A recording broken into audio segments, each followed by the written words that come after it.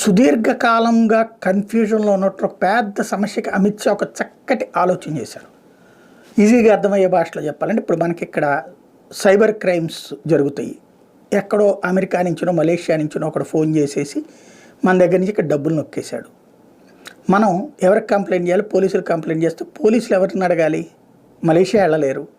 లేకపోతే అక్కడ ఉన్న ప్రభుత్వానికి ఇన్ఫామ్ చేయాలంటే సోడ్ అనేది తెలుసు, అడ్రస్తో సహా కనబడుతోంది, మనం ట్రాక్ చేస్తున్నాం, ట్రేస్ చేయగలుగుతాం.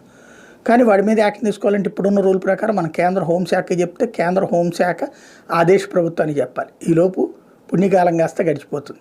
అలాగని అలాంటి దుర్మార్గుడిని ఆ దేశం ఏమైనా కాపాడుద్దా? లేదు, యాక్షన్ తీసుకుంటుంది. కానీ ఈ ప్రొసీజర్ ఏళ్ల తరబడి పట్టేస్తుంది. దాంతో ఇప్పుడు ఒక దేశానికి మధ్యన అనుసంధానించేటటువంటి ఒక పోర్టల్, నిఘా వ్యవస్థలు ఇక్కడ నిఘా వాళ్ళకి ఇక్కడ ఏది ఫర్ ఎగ్జాంపుల్